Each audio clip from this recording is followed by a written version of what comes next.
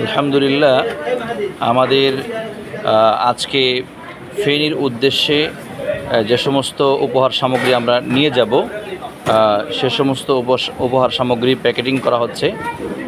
আমরা যে সমস্ত সামগ্রী নিয়ে যাব এর মধ্যে হলো জনপ্রতি 5 কেজি চাল থাকবে, 1 কেজি ডাল থাকবে, 2 কেজি আলু থাকবে, 1 কেজি তেল থাকবে, 1 কেজি পেঁয়াজ থাকবে, তারপরে রসুনও থাকবে, সাথে আর কি যেন হজরত, হ্যাঁ 5 লিটার পানি আছে, বিশুদ্ধ পানি, এই যে প্রত্যেকের জন্য আপনারা দেখতে পাচ্ছেন, এবং লবণ আছে হাফ কেজি। এভাবে আমরা মোটামুটি একটা চমৎকার প্যাকেজ করার চেষ্টা করেছি। আমি আবারও বলছি আমাদের প্যাকেজের মধ্যে কি কি আছে।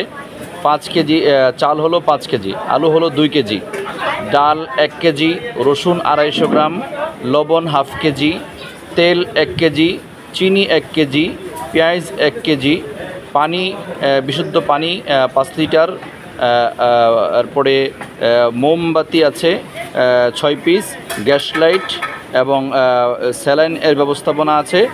মানে ব্যবস্থাপনা বলতে স্যালাইন থাকবে প্লাস নাপা, এরপরে সেনোরা থাকবে মহিলাদের জন্য, এবং শিশু খাদ্যের ব্যবস্থাপনা আমরা রেখেছি। আমরা সেখানে 100 প্যাক করবো ইনশাআল্লাহ। সেখানে সুজি থাকবে 1 কেজি, দুধ হাফ কেজি, এবং বাচ্চাদের জন্য প্যাম্পাস এগুলো থাকবে, হ্যাঁ 1 কেজি চিনিও থাকবে। তো আমরা এভাবে প্যাকেজগুলো তৈরি করতেছি। ইনশাআল্লাহ আমরা রাতে এশার পরে রওনা করব, আর আগামীকাল ইনশাআল্লাহ আমাদের এই সমস্ত উপহার সামগ্রী বিতরণের কার্যক্রম চলবে ইনশাআল্লাহ।